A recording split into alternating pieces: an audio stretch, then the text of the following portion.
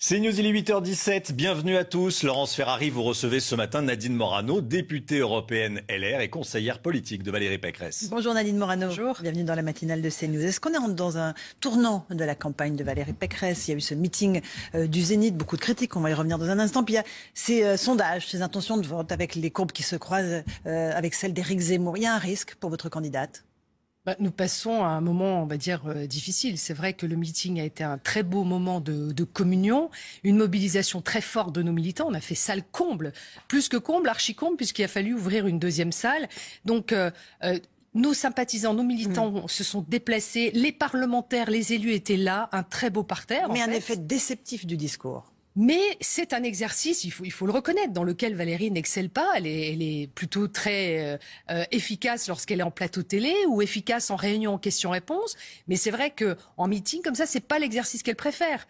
Donc le discours a déçu, sans doute, la prestation a déçu, mais le meeting était chaleureux et très mobilisateur. Mais est-ce que encore une fois, les militants que vous avez croisés, puisque vous étiez dans la salle, vous l'ont dit, on est déçus, on espérait autre chose, on espérait mieux?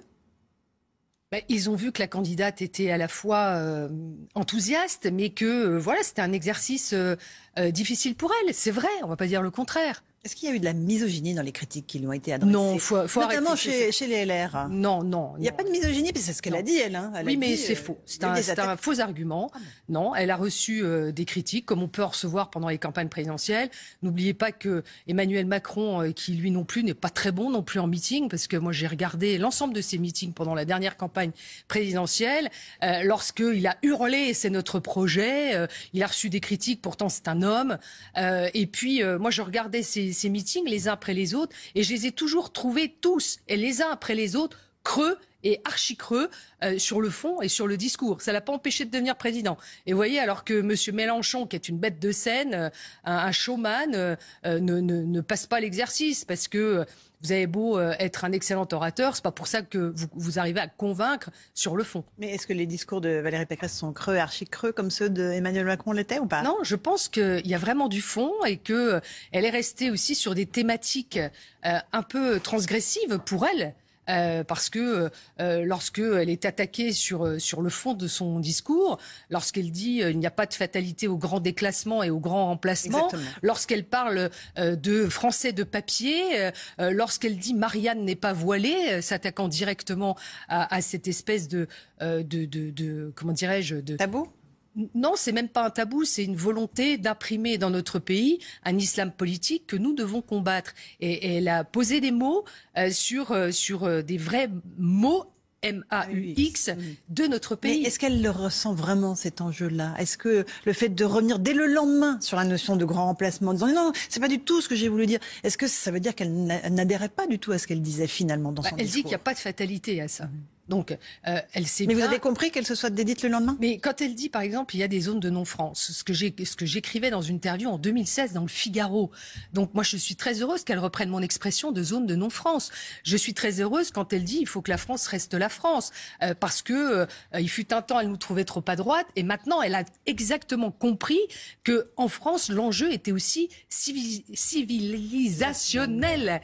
Donc, c'est un enjeu de civilisation. Il faut le dire aujourd'hui. Donc, elle le dit.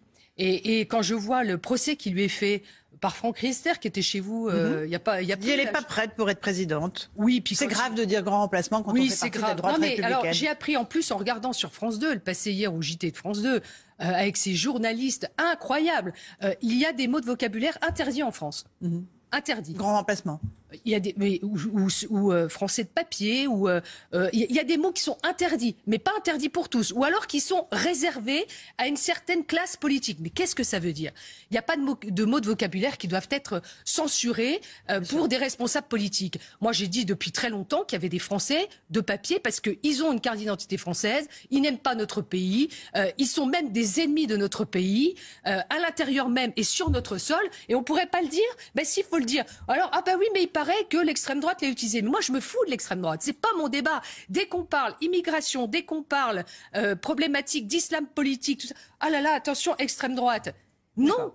Mais vous avez été cohérente. Basta. Vous êtes cohérente depuis des années sur ces sujets-là. On connaît vos positions. Moi, je n'ai pas changé. Est-ce que vous comprenez le doute des militants LR qui se disent finalement, il y a un discours à la tribune et ce n'est pas des valeurs qu'elle porte, puisqu'elle est partie du parti justement pour ça. Elle est revenue, elle a réadhéré chez les Républicains.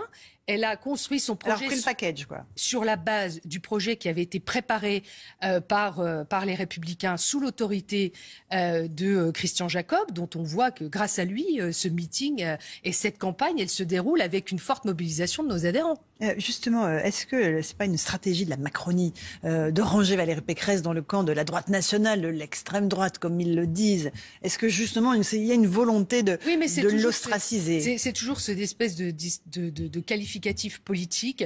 Dès qu'on va sur des terrains qui leur plaisent pas ou dont ils sentent qu'ils peuvent avoir une opposition, d'un coup, on est tous d'extrême droite. Donc moi, j'étais de la droite dure. Alors que quand je lis Mémoire d'espoir, le livre du général de Gaulle, ce qu'il a écrit, je me sens en parfaite adéquation avec le gaullisme. Et pour autant, il y a des sujets qu'il ne faut pas aborder. Mais c'est intolérable. Moi, je n'accepte pas ça. Moi, je ne me sens pas d'une droite dure, je me sens d'une famille politique responsable qui veut une fermeté absolue sur l'immigration, tout en ayant justement une humanité absolue aussi, parce qu'on ne peut pas avoir une fermeté sans parler d'êtres humains et avoir cette humanité qui est nécessaire dans le traitement de ces dossiers qui sont difficiles. Il y a un grand absent dans cette campagne, c'est Nicolas Sarkozy, et pourtant il reçoit beaucoup de monde, vous l'avez vu hier. Qu'est-ce qu'il vous dit de cette campagne de Valérie Pécresse ? D'abord, moi je pense que notre famille politique ne peut pas être rassemblée s'il manque Nicolas Sarkozy. Nicolas Sarkozy, c'est le président du cœur des Républicains, c'est quand même le dernier responsable politique qui nous a emmené la victoire et qui a été un grand président. Donc, sa voix manque ? Son soutien manque à Valérie Pécresse ? Ouais, clairement. Donc, il faut qu'il le fasse. Vous savez, il est adhérent de notre famille politique à jour de cotisation. Il n'a jamais manqué à sa famille politique, jamais. Il n'en est jamais parti, malgré les problèmes qu'il a pu y rencontrer. Et donc, je sais qu'il est attaché à nos militants, à nos sympathisants, à notre électorat, à tous ces gens qui lui font confiance et qui reconnaissent en lui ce grand président. Je pense que Valérie Pécresse est en contact régulier avec lui. Et je pense qu'elle ferait bien d'écouter l'ensemble de ses conseils si elle veut réussir cette campagne électorale, parce que c'est une campagne difficile et c'est pas une question de femme ou d'homme. C'est une question à la fois de communion avec le peuple, d'arriver à être dans un meeting, alors peut-être différent. On lui demande pas de faire du Sarkozy, on lui demande de faire du Valérie Pécresse, mais comme elle sait faire quand elle est sur un plateau télé. Oui. Est-ce qu'il a apprécié l'interview dans le JDD où Valérie Pécresse ne cite même pas son nom? On lui demande alors quels ont été les grands présidents. Elle dit il n'y a pas eu de femme. C'est pas véritablement un hommage qui est rendu. Oui, alors j'ai pas parlé avec lui de cette interview, mais je l'ai lu et c'est vrai que beaucoup ont remarqué que, franchement, elle qui a été sa ministre pendant 5 ans, elle ne devrait pas oublier que ce qu'elle a pu faire en tant que ministre, c'est parce que ce grand président de la 5e de notre famille politique, c'est Nicolas Sarkozy.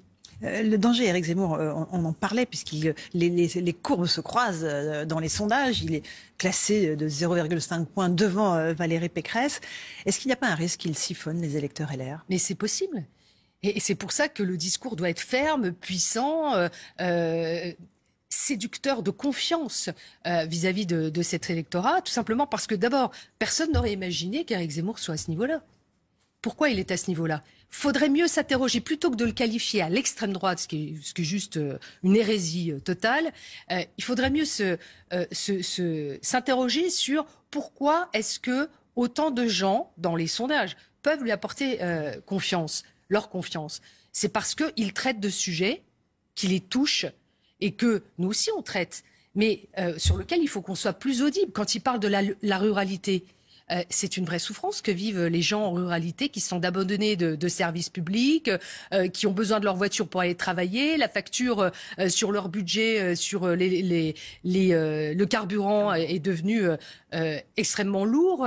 Voilà, la question du remplacement ou du grand remplacement, mais cette question migratoire dont on sait que c'est une vraie question que se posent les gens et qui n'en veulent pas quand ils voient leurs difficultés en termes de pouvoir d'achat. Donc c'est à nous de ramener cet électorat en disant la seule qui peut arriver à battre Emmanuel Macron, c'est Valérie Pécresse. Est-ce que, encore une fois, le fait de ne pas être très très ferme sur ces questions-là instille le doute et au fond permet cet échappatoire de certains électeurs vers... alors si Éric Zemmour n'est pas d'extrême droite, qui est d'extrême droite? Marine Le Pen? Bon, moi, j'aime pas qualifier les gens. Il n'y a pas d'extrême droite dans notre pays. Bon, Marine Le Pen, l'histoire de son parti politique qualifie quand même le Rassemblement national et le Front national tel qu'il était à l'extrême droite. Ce n'est plus le même aujourd'hui.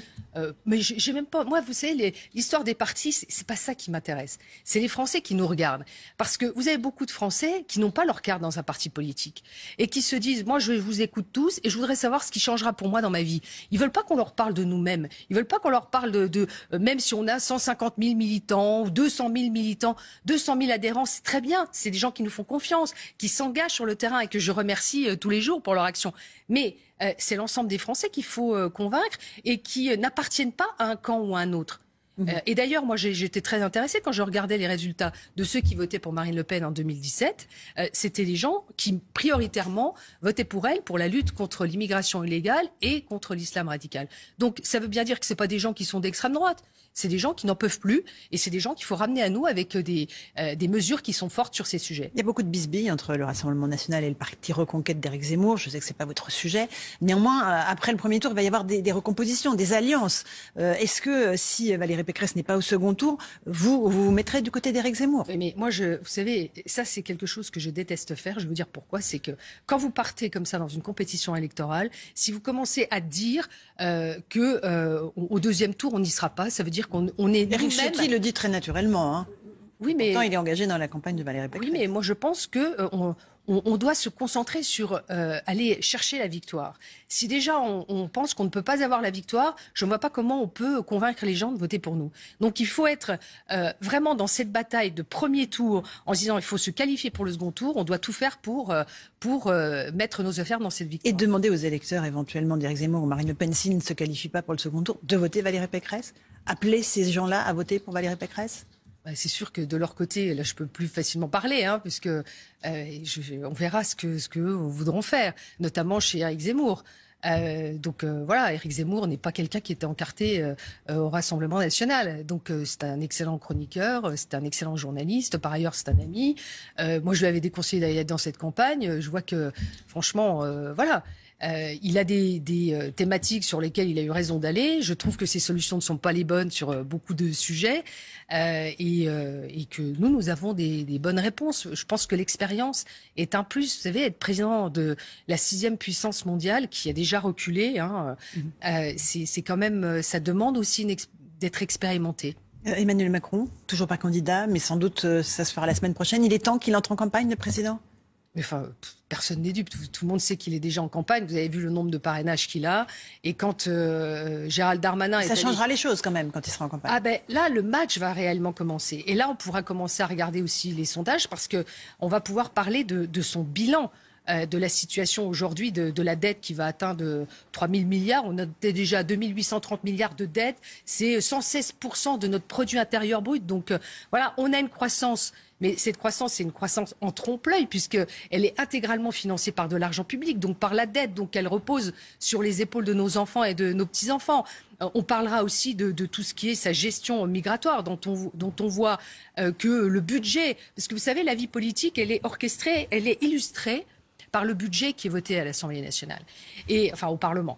Et quand vous voyez les 1,2 milliard d'euros de budget qui sont consacrés à l'asile, donc à traiter de l'asile dans notre pays, mais qu'un budget seulement de 131 millions d'euros, c'est-à-dire 10 fois moins, est consacré à la lutte contre l'immigration illégale, vous voyez bien que la priorité d'Emmanuel Macron n'aura pas été de lutter contre l'immigration illégale dans notre pays, ce qui fait que ça met gravement en cause notre cohésion nationale, parce que les gens ne veulent plus de cette immigration qui n'est pas choisie dans notre pays. Il y a un sommet qui démarre demain entre l'Union européenne et l'Union africaine. Il faut un nouveau partenariat.